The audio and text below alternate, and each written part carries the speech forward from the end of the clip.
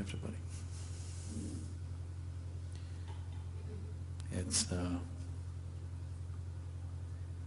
It's really amazing after 8 centuries in today's society, Rumi is once again popular. It's really amused me and amazed me because Rumi is such an extremist. He's our tribe, totally extremist. You cannot be a lover unless you're an extremist. A lover who is not an extremist is not at all a lover. If one wants to know love in its utmost intensity, one has to be an extremist. A moderate person cannot be a lover. A lukewarm person cannot be a lover. Only somebody who is boiling with passion, beyond all reason, only he can be a true lover. So especially I see in the United States, everybody is talking about Rumi for whatever reasons. It really amuses me and amazes me that in today's world, people are really talking about Rumi when everything is about give and take and transaction, who is getting the best out of it. Talking about Rumi it's very beautiful that it's beginning to happen, such a thing, because Rumi means no giving and taking, just throwing yourself into it and burning up with that passion.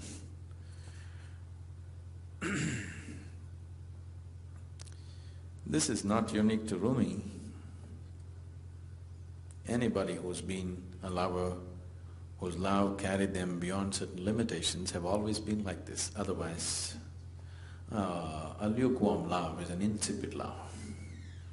It's only a transaction for fulfilling each other's needs and desires, a game that is played. If one wants to use their emotion to reach their ultimate nature, it has to be an extremist kind of emotion. An ordinary emotion will not take people there. It's nice that in New Delhi there is a Rumi club. When I heard about it, I really liked the idea because thinking people who have agendas for their life cannot do Rumi. But it's nice that people are thinking about Rumi, at least considering and probably reading his poetry and exchanging, being touched by it in some way. Because an emotion like that is like fire which burns up. It is not going to deliver any benefits, it's just going to burn us up. But it is in burning up the limited that the possibility of the ultimate enters into our lives. Sadhguru, can you define love for us? Defining love?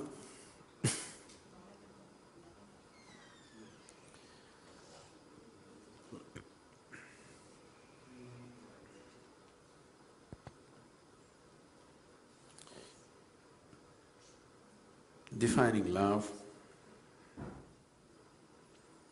let's look at the various forms of expression that love is finding, first of all. For most people in the world, love is just a mutual benefit scheme. Okay. People have different kinds of needs, physical, psychological, emotional, social, financial, so various types of needs. To fulfill these needs, I love you is always a good mantra. Without that mantra, many doors will not open for you. So that's one level of thing. But fundamentally, what is this that we're calling as love? Somewhere, the way the human being is right now, no matter where he is in his life, no matter what he is, what he's achieved, somewhere there is a sense of insufficiency. It's not enough the way he is. The way he is right now is not enough. He wants to include something else as a part of himself, to make himself more complete. So love is a huge longing to include the other as a part of yourself. If this longing to include the other as a part of oneself, when it finds an emotional expression, we are calling this love. If this longing to include the other as a part of yourself finds a basic physical expression, we call this sex. If this finds a mental expression, it gets labeled as greed, ambition, whatever. All these are just efforts to include something else as a part of yourself, isn't it?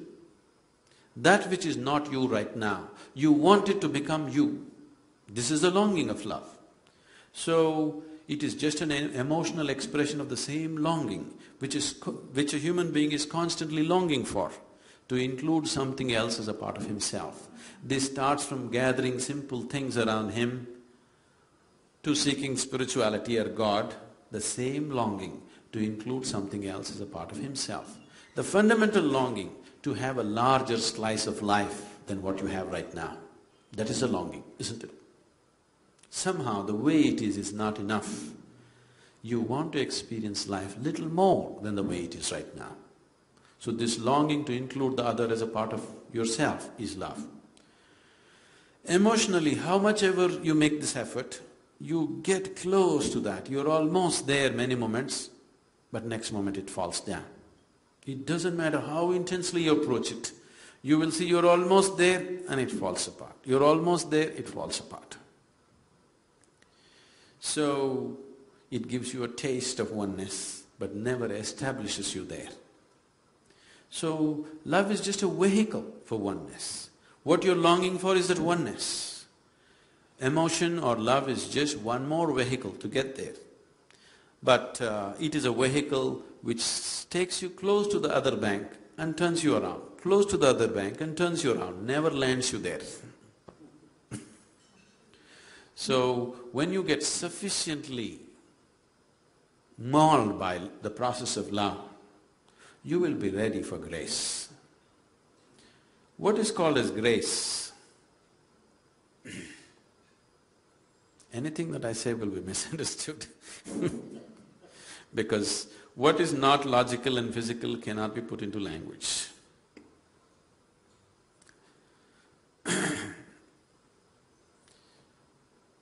If we want to use an analogy, gravity is one aspect of life. We are sticking to the planet right now because of gravity, otherwise we would be floating all over the place. We have a body today only because of gravity, otherwise we couldn't gather this body itself. So gravity is one aspect of life which, in a way, is related to the fundamental instinct of self-preservation in a human being. There are two basic forces within you which are constantly functioning, which seem to be in conflict with most people. It is not in conflict, but most people see it as in conflict. One is the instinct of self-preservation, which compels you to build walls around yourself to protect yourself. Another part of you is longing to constantly expand. One is trying to build walls, another is trying to expand.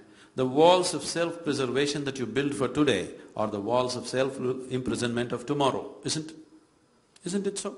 Many limitations you establish in your life as a protection for yourself, tomorrow you feel they're imprisoning you and you want to break it and build a bigger prison for yourself. But day after tomorrow, the same big prison feels like a restriction and you want to break it and go to the next stage. So these two longings, one is to preserve yourself, another is to continuously expand. These two things are not opposing forces, these two things are related to two different aspects of who you are. Self-preservation needs to be limited to the physical body. It's only your body which needs to be preserved. Everything else can be mauled and demolished and rebuilt every day. Every day in the morning you can actually get up and build a whole new personality if you want. But right now, your instinct of self-preservation has extended itself to the very way you think, feel and understand life, isn't it? All the time you're trying to protect that. But self-preservation should be limited only to the physical body. Only the body needs preservation.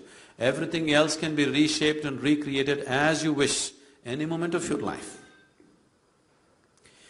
So these two forces, because they are in conflict or they seem to be in conflict, There is a whole problem about all these things that we need systems and systems to speak spiritual processes. If one's instinct of self-preservation, one learns to keep it just within the body and not extend it to other aspects of life, every human being in the planet will be naturally spiritual, will naturally get to his ultimate nature. Only because he is restraining it, because his instinct of self-preservation always tells him, this is not safe, that is not safe.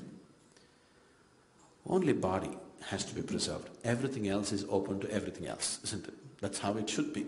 But right now, the way you think, the way you feel, your values, your morals, your ideologies, your religion, all these things need to be preserved.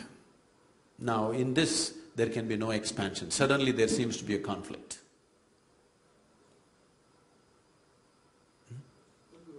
You were talking about love and grace. Can you elaborate that a bit more?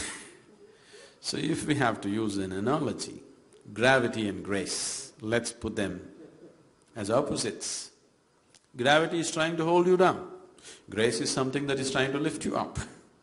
This is only an analogy, because grace cannot be explained that way. If you're released from the physical forces of existence, then grace bursts forth in your life. It is not that grace has to come, always in your calendars and pictures you saw grace is coming as a few rays of light and reaching a particular person. It is not so. As gravity is active, grace is constantly active. It is just that you have to make yourself available to it. With gravity you have no choice, anyway you are available to it. But with grace, you have to make yourself receptive and available to the forces of grace. So all the work, whatever kind of spiritual work you do, whether you do prayer or puja or asana, pranayam or whatever you do, ultimately you are just working towards making yourself available to the force of grace. Because without grace you won't be lifted up. Which way you approach it depends upon what you're exposed to, what kind of a person you are. But whatever you're doing, you're just making yourself fit enough to be available to grace. How do you define inner beauty? Inner beauty? Yes. If you have the right kind of eyes, everything is absolutely beautiful. There's no relative thing in this. Relative thing is a social factor, again, it's a training. It depends on what kind of data has gone into your mind. When you're unhappy, only certain things are beautiful, certain things are ugly. When you're very happy, you look at anything, everything looks absolutely beautiful. See, there are many ways to look at this. One simple way is, right now you may be identified with many things, starting from your physical body, to your mind, to your education, to your religion, to your society, to various things that you hold in your life. But when you simply sit here, if you simply sit with me right now, you're just a piece of life, isn't it? A certain amount of life energy, that's all you are, isn't it so? Identified with many, many things, but fundamentally you're just a certain amount of life energy. So this life energy which you call as myself at this moment, this life energy sometimes has been very joyful. Has it been? Has it been? Please say yes, otherwise it's tragedy. Sometimes it's been utterly miserable, sometimes very peaceful, sometimes turmoil, sometimes agony, sometimes ecstasy. This has happened to this, isn't it?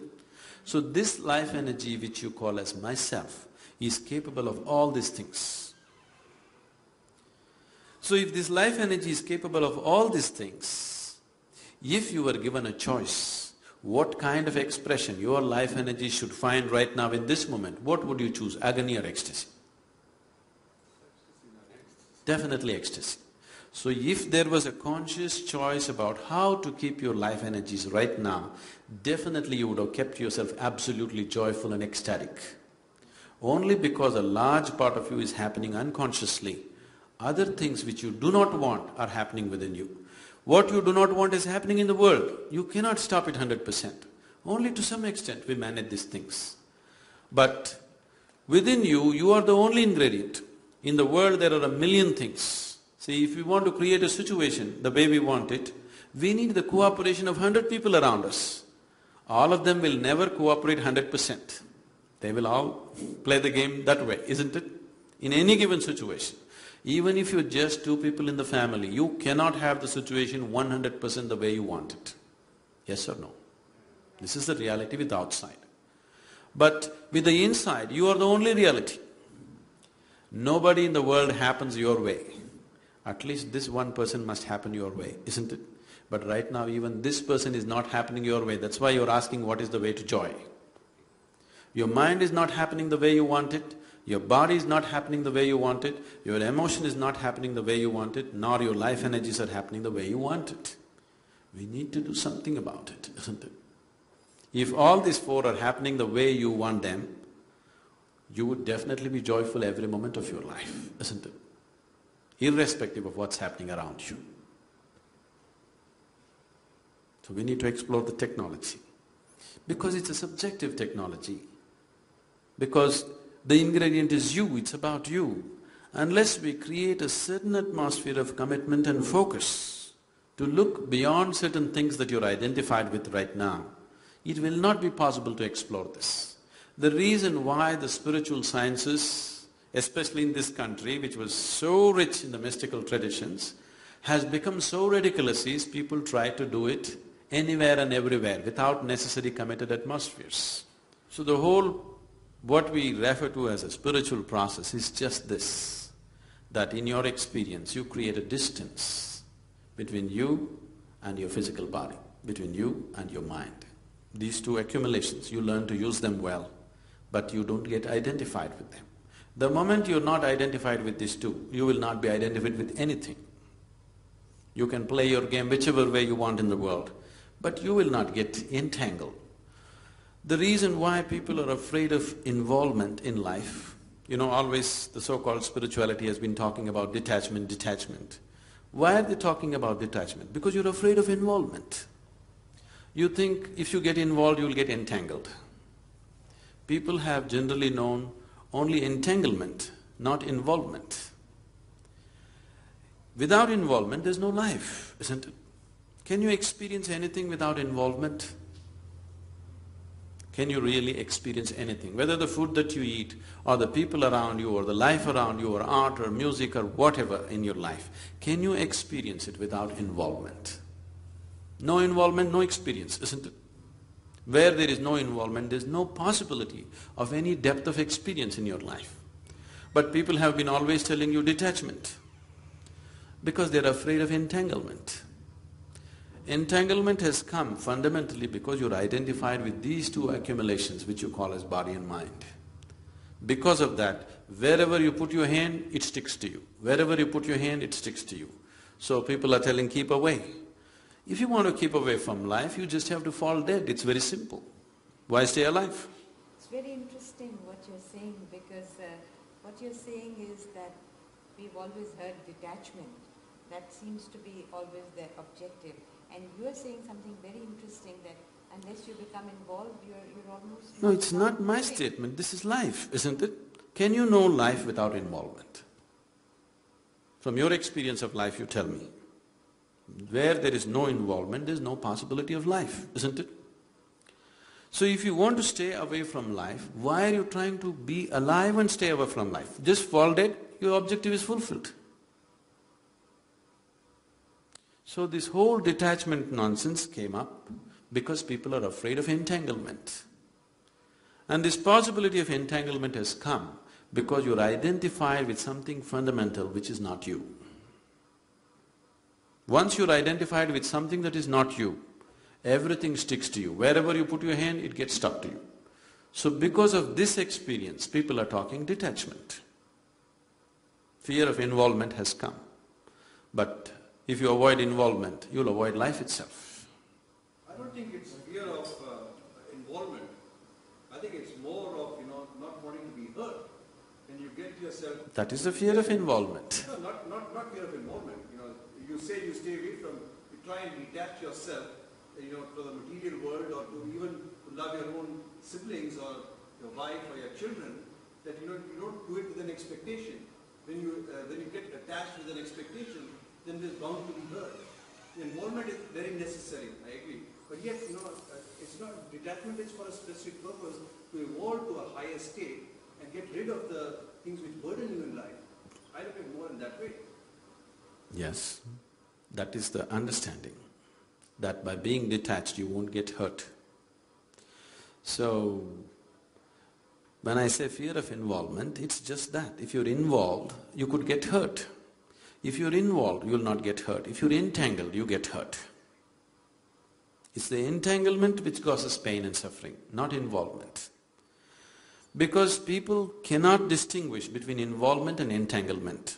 They don't know how to draw a line between what is involvement and what is entanglement. A simple, blatant solution seems to be detachment.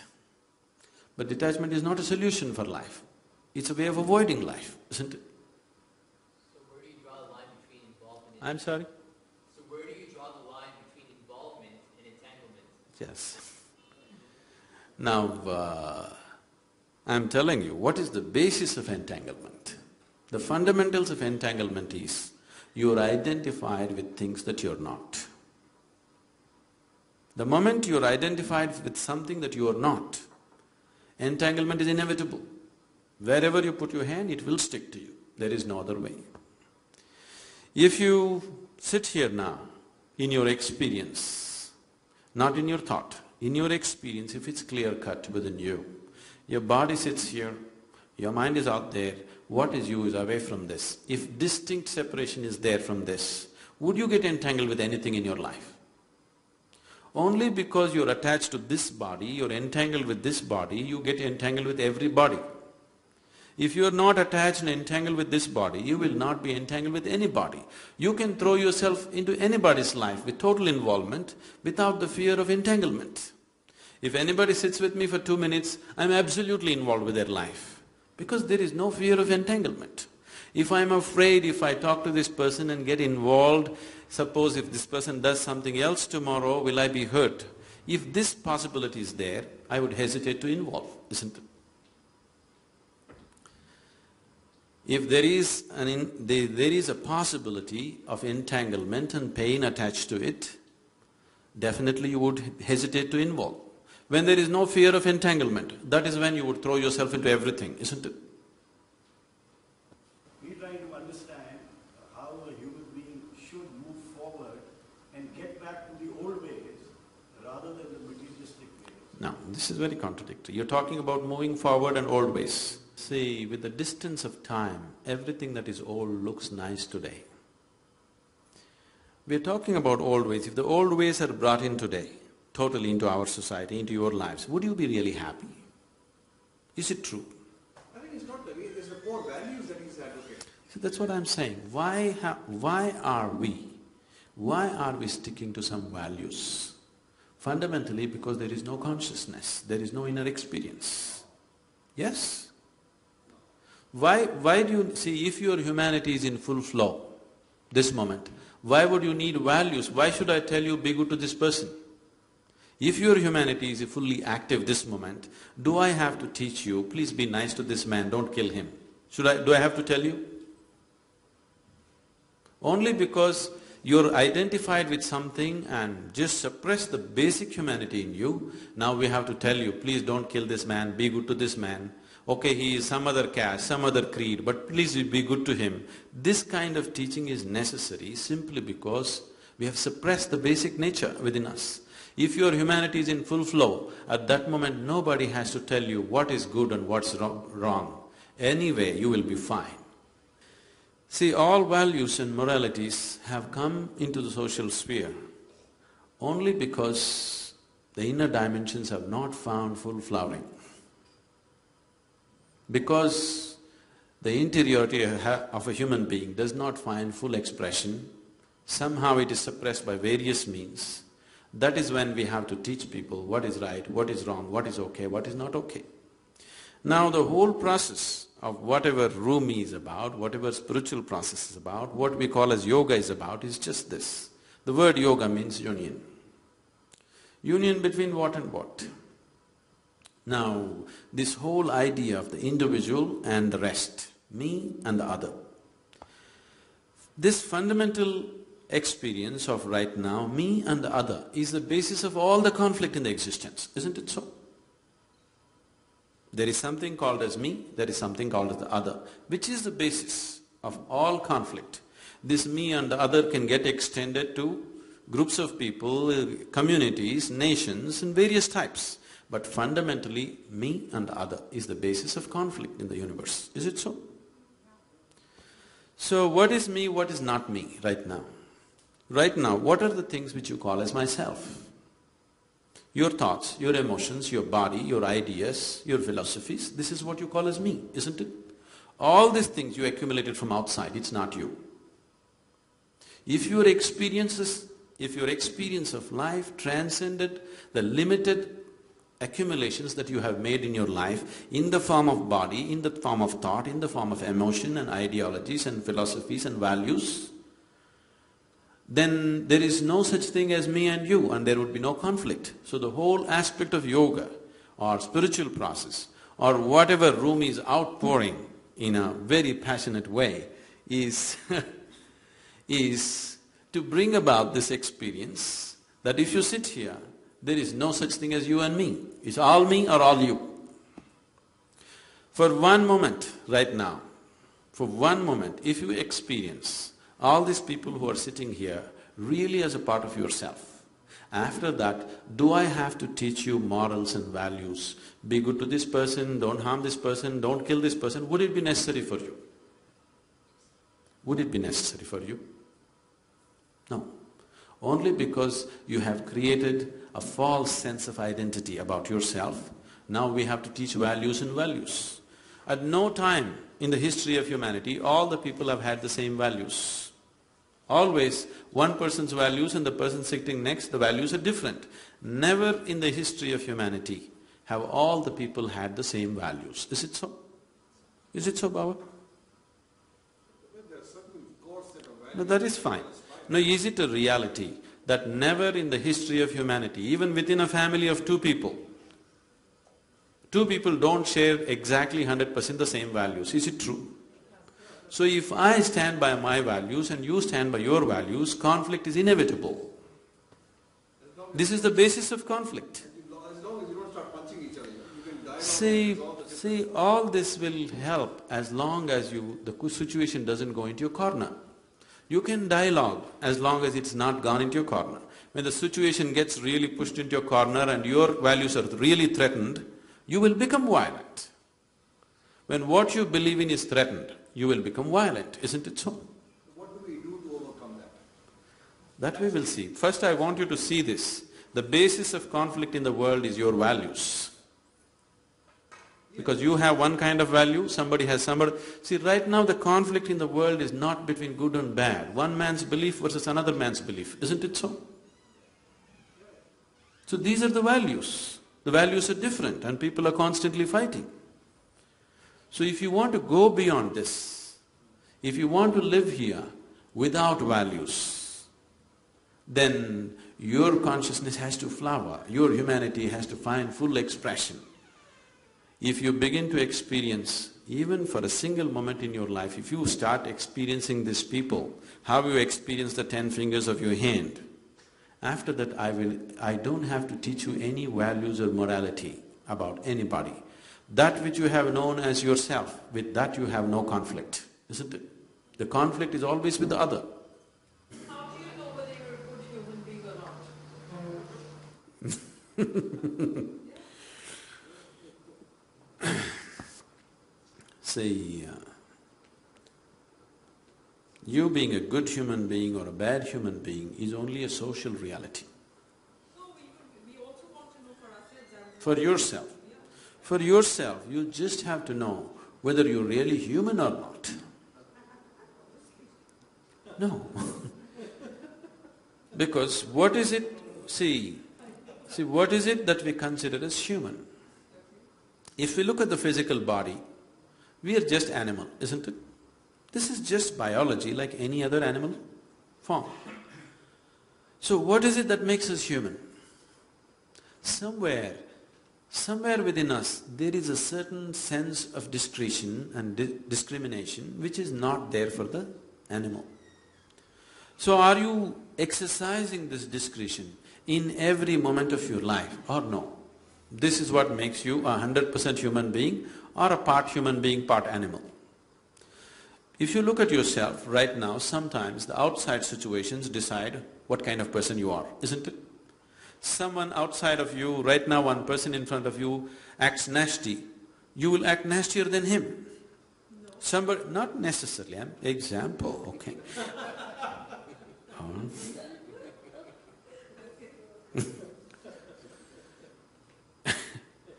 Somebody gets angry with you, you get angry with him. Sometimes your chemistry takes over, sometimes your hormone takes over, something else takes over. So many forces are ruling you in a compulsive way. These moments, you are not really a human being. You are many things in human form.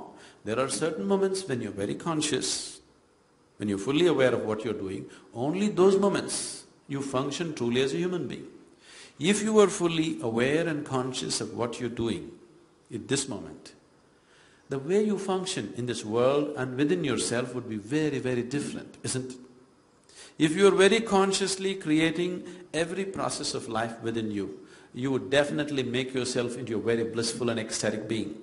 Whenever you are in a state where you're very happy and joyful, you are a wonderful person for everybody around you, isn't it so? It's just that when they happen to meet you, when you're not so happy, that's when they see the other sides of you, isn't it? So those moments you're conscious, definitely you will not create any kind of unpleasantness within you. When you're not unpleasant within you, you are incapable of being unpleasant to somebody else.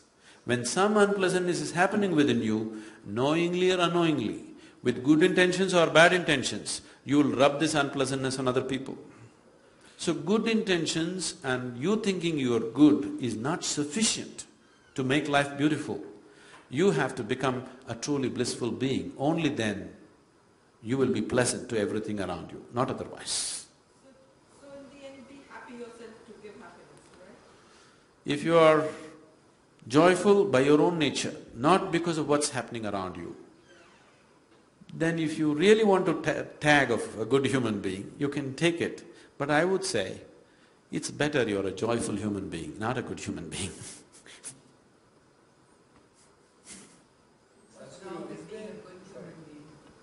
Because the moment you say something is good, essentially you have to make something else bad, isn't it? Otherwise how? No, see the very idea of goodness is coming because we consider something else as bad, isn't it? The more good I think I am, the more I will think all these people are not okay. No, but I also think that… Please look at the fundamentals of goodness. How is it no? It's a very relative word. It is very relative. See, someone who thinks he is very good, in his mind, nobody in the world will be okay. If nobody in the world is okay, it is not a good question of goodness, it's a question of sickness. No, but if somebody thinks he's good, then he feels others are also good. See, right now, the idea of goodness, when you use the word good, it cannot exist without the opposite of bad. It cannot exist. It doesn't matter how much you try to play it up, how much makeup you apply in the bad and say we will accept the bad also. The idea of goodness has come from considering something else as bad. The more and more you get identified with what you call as goodness, the more and more you will resist what you call as bad. In this resistance, the moment you say, I am good, you have divided the world into two. The moment you divide the world into two, there is no question of inclusion. There is a certain exclusion, isn't it? There's an apple lying here and there's no other apple. I'm sorry? There's an apple lying here and there's no other apple around. And I say this apple is good because it is good. See, because you have seen rotten apples too. Okay? If you had never seen a rotten apple, you would just say it's an apple. You wouldn't say it's a good apple. Yes, that you have seen. But that doesn't make this apple bad, no? I'm not saying that. See, only because there is a rotten apple which you consider as bad. A rotten apple is not a bad apple. A rotten apple is feeding other kinds of organisms, okay? What you call as a good apple tastes good in your mouth. Rotten apple is tasting very good for some other organism, that's why it is rotten. Somebody else, this apple only one human being eats, that apple 1,000,000 organisms are eating. So your idea of a bad apple is a rotten apple simply because somebody else is eating it, it's bad for you. It is not a bad apple. It is just being eaten by somebody else with whom you don't identify, who are microorganisms. What do you think of time? See, from where to where we jump in. Time is again a human creation. Yes, definitely. Otherwise, how do I tell you what time to come for dinner? If we all become timeless, how to invite you for dinner, tell me? We are all slaves to it. We don't have to be slaves to it. It's a device that we used for our convenience. See, if we don't divide this day into 24 hours, would you know when to come here for dinner? It's a convenience. Where is the question of enslavement? I come when I'm hungry, I come, even if it's here. So you may come when you're hungry, but there may be no dinner when you come. You may not feel hungry till 1 o'clock in the morning.